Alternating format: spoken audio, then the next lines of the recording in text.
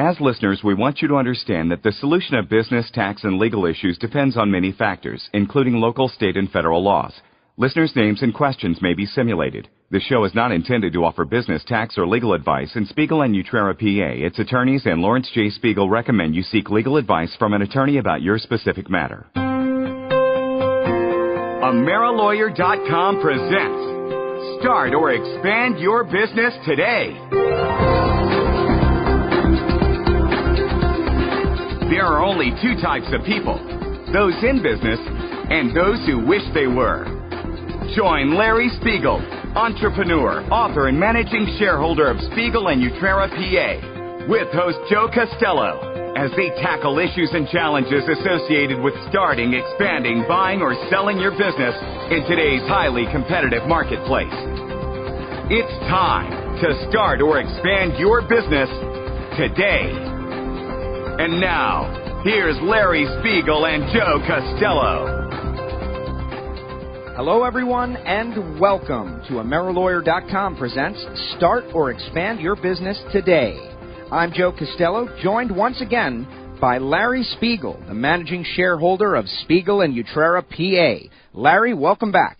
Joe, thanks for having me. Glad to be here. I am super excited to see you today. Me too. Excited to see you. There's a lot going on out there in the world, and as we cruise up and down the streets, you see all these opportunities out there, and we're going to talk about them here today. People have the opportunity to start or expand their own business. Absolutely.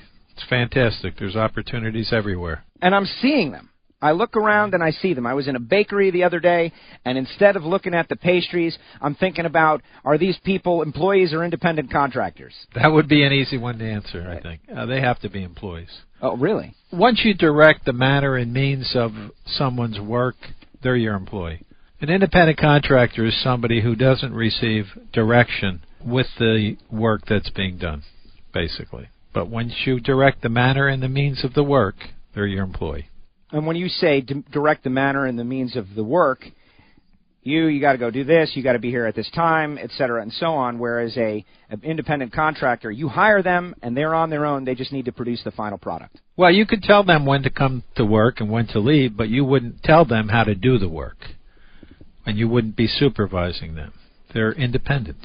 Now, staying with that bakery example, since it's fresh in my mind, they have a tip cup up on the counter. And so I think these bartenders and waiters in restaurants, if they work for tips, they get paid a different rate, a much less significant rate. The people behind the counter in this bakery I was at, are they making $2 an hour and collecting tips, or are they making a real salary? No, I don't think so. The rules, as far as tipping rules are concerned, as they relate to the minimum wage, are very technical, and typically they only apply to the waiter, waitress situation that we would normally accept. It's not about a tin cup on a counter. You can tell I've got bakery on my mind. We're going to get into it as people look around and think about what they want to do with their lives as they progress. There's a lot of opportunity out there to start your own business. But the real question is, full-time business versus part-time business. For most people, a part-time business is the best way to get their feet wet and gain some experience. It's the way to get started if you have limited resources, meaning money, limited time, because you have other obligations that you have to fulfill, like you have a job that you don't want to give up. I've seen situations where people have gone full-time with somebody else, where the other person continues to work at their day job, and they split that person's salary, and the other individual works at the new business. It's another way to try to see if you can get something going. And I know a lot of people are thinking, well, I got a hobby, I like doing these things. I would love to make some extra money on the side. And if you can combine those two, a passion for something that you're doing with starting a business, and that's exactly the backbone of what we're doing here on the show. It's true that many businesses spring from hobbies that people have, because they do see that there is a demand for whatever their hobby is out there. They're pulled by that, and from that, they begin a business. If they're going to pursue their hobby and a business, it's best and it's very important to do it right. That's where we come in on this show. So let's get into some of the questions. We've got one from Steve. Hello, this is Steve, and I'm a 25-year master certified mechanic, and I'm opening my own shop. I'm now in the process of making my corporation, and I'm a bit confused about whether to be an S corporation or an LLC. And just sort of came to this hurdle and have no idea which way to do, and hoping for some help. Thank you. Well, Steve, because you're indicating that you're a single owner of the business and you want the maximum asset protection that's available to you out there, I would recommend the S Corporation. Not only will you get the asset protection you're looking for, you will also receive the most advantageous tax benefits. And we know from shows in the past that one of the major reasons why you go through the process is so that you can take advantage of the tax benefits. Absolutely. Of course, there are numerous other benefits from incorporating. But once we decide that we're going to form an entity, we're creating a separate legal entity, and from that flows a lot of advantages. First and foremost is we limit our own personal liability. We're going to establish credit for the business. We're going to be able to attract investors that we wouldn't otherwise be able to attract. There's transferability of the ownership of the business. If there comes a point in time we want to sell it, it's going to be a lot easier to transfer it if it's shrouded in an entity. And there are the tax breaks that you alluded to. Now, the tax breaks flow from the fact that it's a separate legal entity, and it files its own tax return. But limiting liability for a guy like Steve, who's a mechanic, who's going to go out on his own, working on other people's cars, that's vital. It is, and it's one of the preeminent features of the separate legal entity, whether it's a corporation or a limited liability company. The idea of limiting liability is extremely important. And the first step is to set up this separate legal entity, in Steve's case, the S Corporation, to separate the exposure and liability of the business from his own personal assets. Now, one of the other benefits of incorporating, attracting investors. It is. Typically, if we're looking for investors, we have a business plan. An investor wants to see what your plan is going to be. The most basic situation in looking for money would start out with a business plan. That may morph into some kind of an offering statement or an agreement with an investor, whether you're going to have one investor or more than one. But essentially, it always revolves around a plan. Now, what we find is that a lot of people don't have a solid plan when they start out because they're not completely sure of how their business is going to grow or where it's going to take them.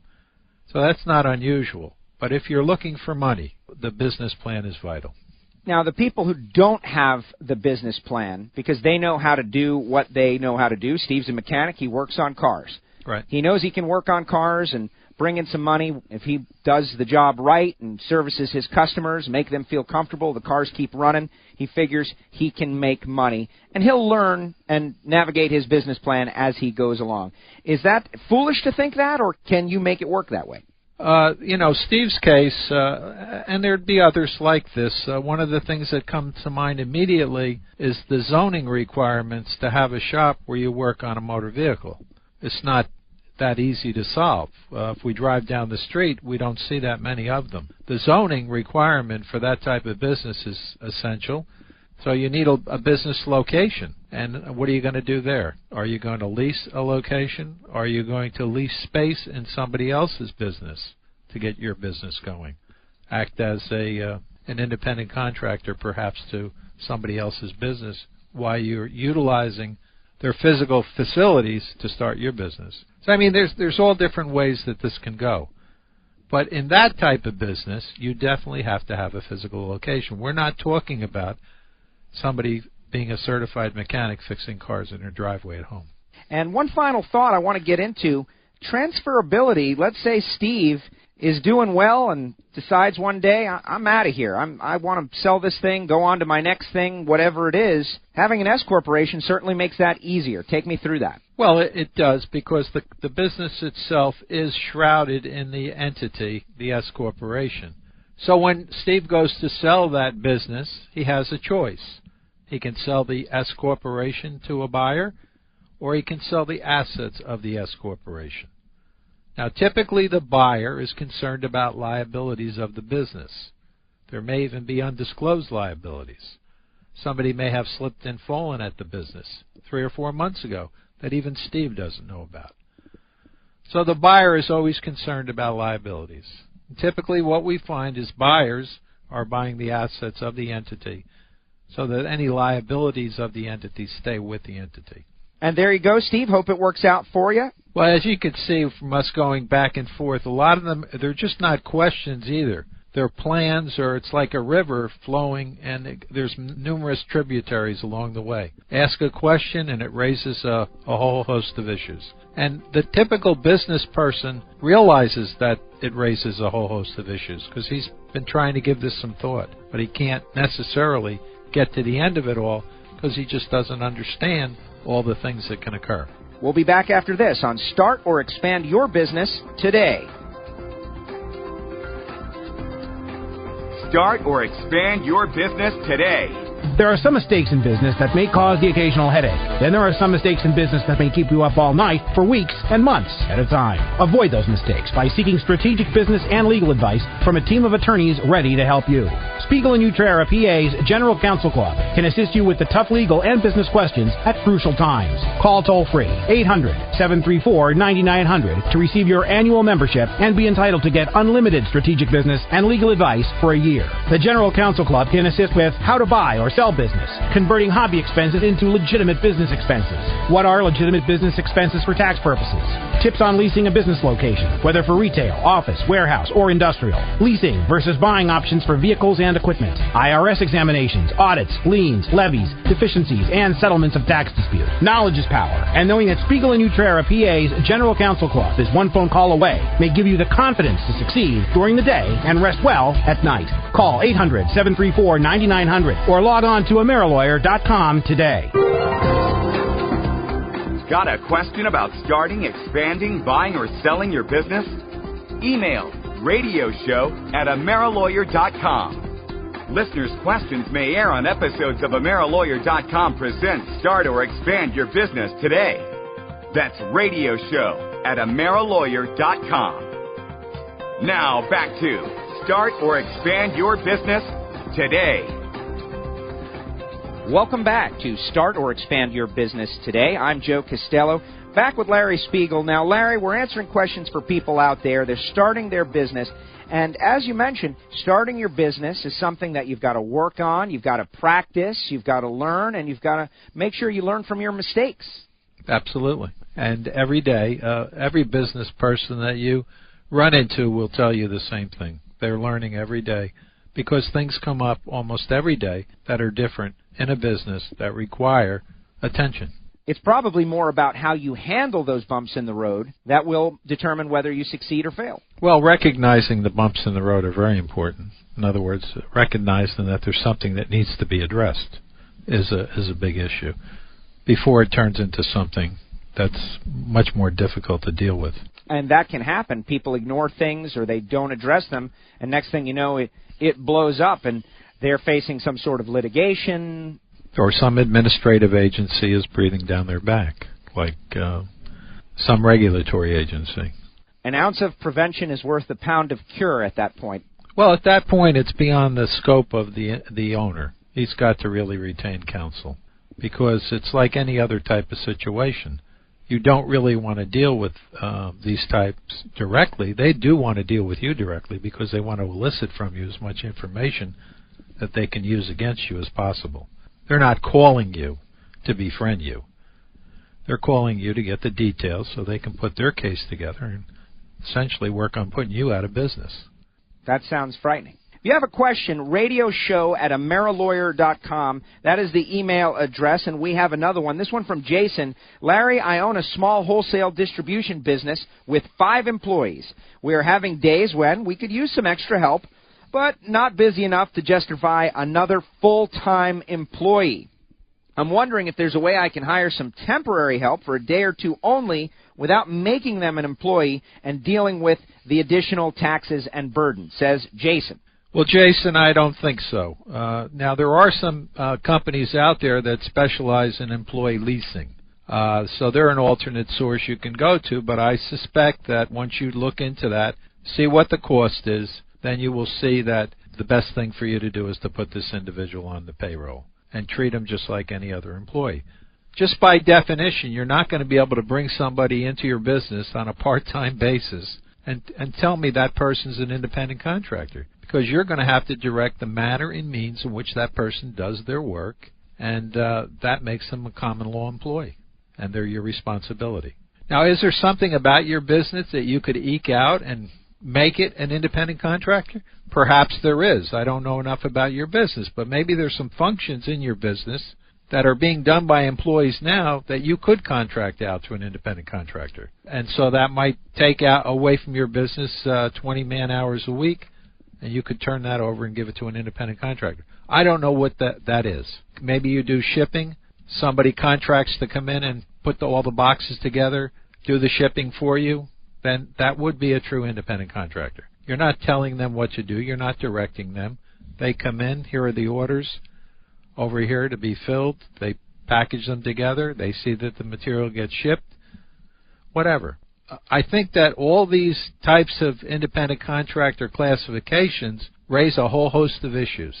And I've had a number of clients over the years where the advice boils down to the fact that your attempt to create the independent contractor relationship out of this situation it's not really worth it, because you're only intending to hire somebody for 10, 20, 30 hours a week. Why bring on the burdens of trying to classify them as an independent contractor, running the risk a few years down the road of having to pay their withholding taxes, Social Security, Medicare, unemployment taxes, workers' compensation insurance, and be responsible for all those penalties? It's just not worth it. Okay, well, let's talk about these penalties just for a moment and how they really arise in the real world. There are three major things we're talking about. One is taxes, two is workers' compensation insurance, and the third one is unemployment insurance. So what we see constantly is this so-called independent contractor that you've hired is no longer working for you. He marches right down to the unemployment office to collect unemployment. Now, the unemployment people look up your records, and this man's not in your records at all. He's not there. He's not an employee.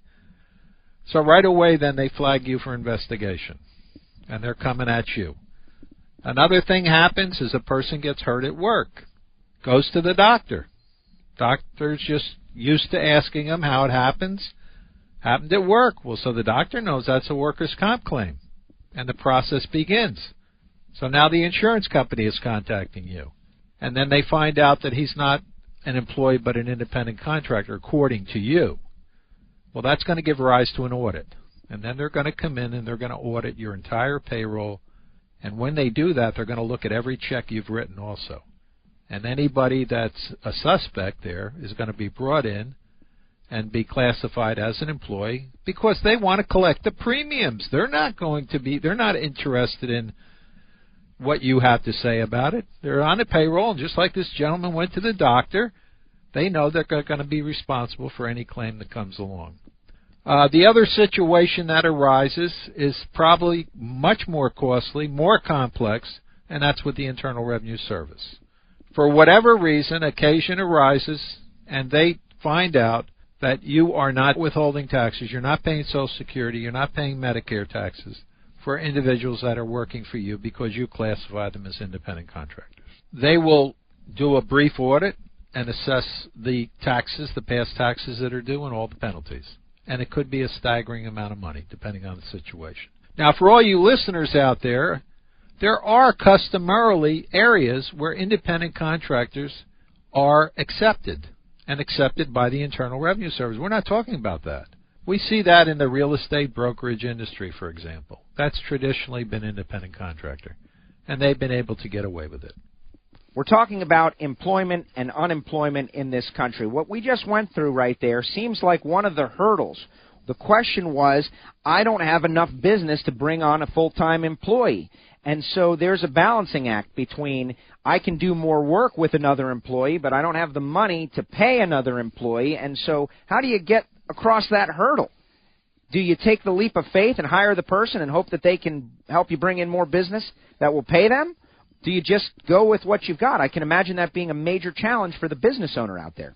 It is, and I mean, we can't get blood from a turnip. So, What are you going to do? If you've got a situation you want to bring somebody else on, you're going to have to find work for that person in your business. Now, maybe you would modify your business model. I don't know. I'd have to hear you out on it, talk to you about it, and see what possibilities there would be.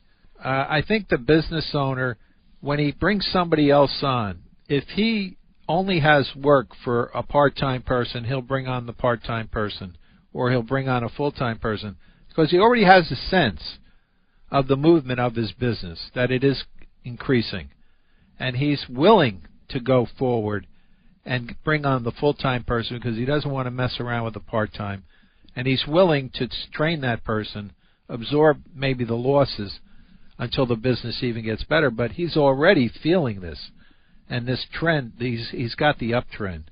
Jason, thanks for your email. If you've got an email question for Larry Spiegel, radio show at AmeriLawyer.com. While you're there, check out some of the great things on AmeriLawyer.com, including Larry has authored a couple of very interesting books. I'm making my way through Charlie's entrepreneurial journey. It is a tale of Charlie, who was an advertising exec, a writer, finds himself unemployed and goes into the world of starting his own business, and it's put forth in an entertaining fashion. It is. And it lays out a plan and hits a lot of the important steps along the way. If somebody's listening and they want to go into business, they don't have any idea of what kind of business they want to go into, this would be a great book to read because it takes you through step by step and the important things that need to be considered in starting a business and having it succeed.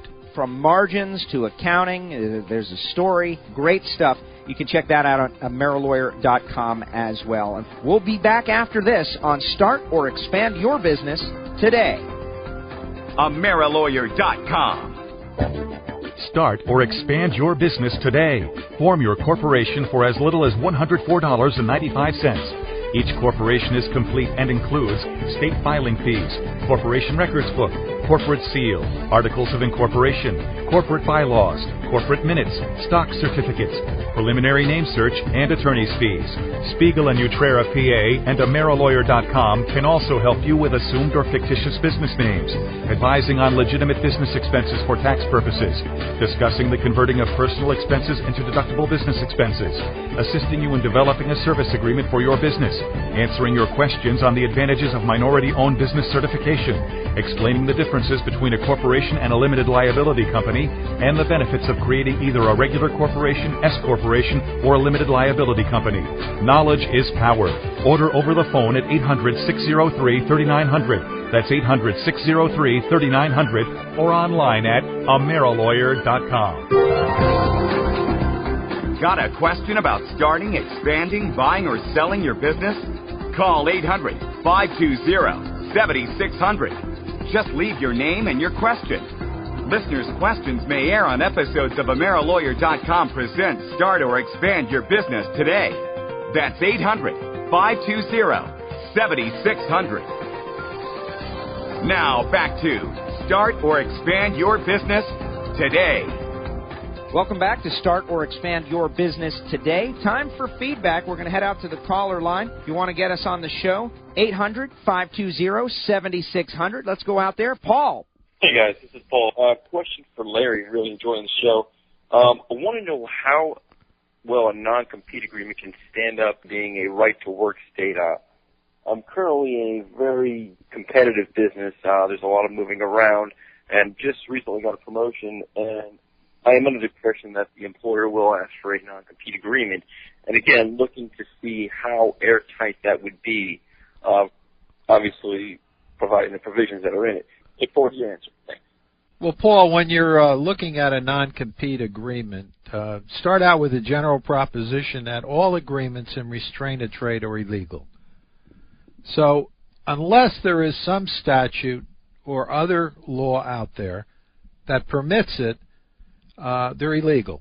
Now, there are exceptions out there, and typically judges are called upon to interpret or apply the law to the non-compete agreement. Now, when the courts do this, they're generally looking at three things. They're looking at the time, the length of the agreement, its duration.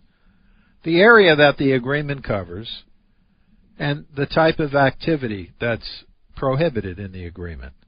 In other words, what are they trying to prevent you from doing? Now, at the General Counsel Club, we're reviewing these types of agreements almost every day.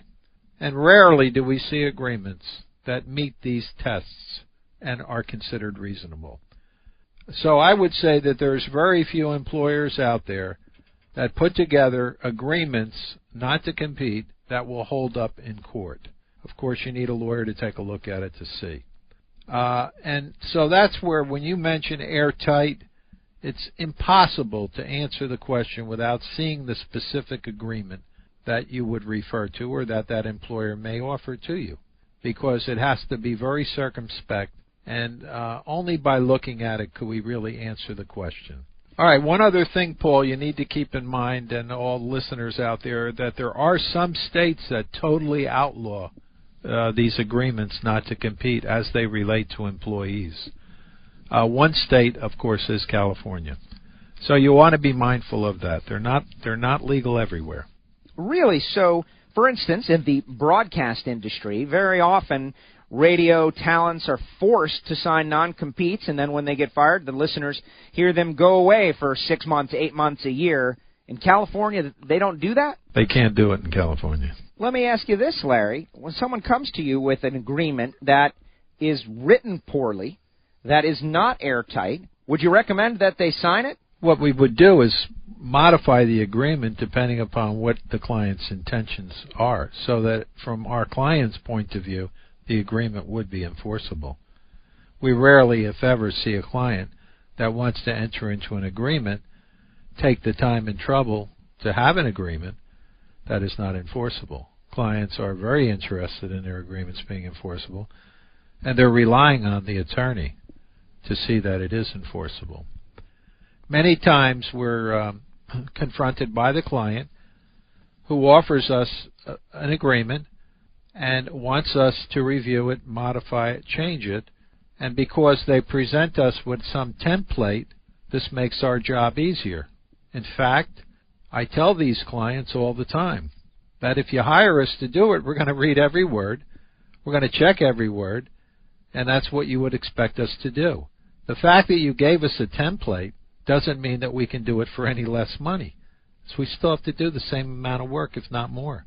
Paul, thanks for your call. Appreciate it. Good luck with your non-compete agreement. Larry, great job as usual. Very interesting show today. We answered some questions. We delved into the world of S corporations. We talked about limiting liability here on the show. And remember, you can send a question to radioshow@amerilawyer.com or give us a call, 800-520-7600. There's a lot of things going on out there, and it's in your best interest to tackle them up front with authority. Larry, thank you very much. Great job as usual. Thank you, Joe. Great being here with you. Plan your work and work your plan, everybody. That's going to do it. He's Larry Spiegel. I'm Joe Castello, and this is Start or Expand Your Business Today. AmeriLawyer.com, where understanding your business is our business. There are some mistakes in business that may cause the occasional headache. Then there are some mistakes in business that may keep you up all night for weeks and months at a time. Avoid those mistakes by seeking strategic business and legal advice from a team of attorneys ready to help you. Spiegel and Joe PA's General Counsel Club can assist you with the tough legal and business questions at crucial times. Call toll-free 800-734-9900 to receive your annual membership and be entitled to get unlimited strategic business and legal advice for a year. The General Counsel Club can assist with selecting a legal and tax structure for your business, building business credit, when a trust should own your corporation or limited liability company. What are the benefits of forming a corporation or limited liability company? What are the differences between a corporation and limited liability company? Using employees versus independent contractors. Knowledge is power, and knowing that Spiegel and Joe PA's General Counsel Club is one phone call away may give you the confidence to succeed during the day and rest well at night. Call 800-734-9900 or log on to AmeriLawyer.com today.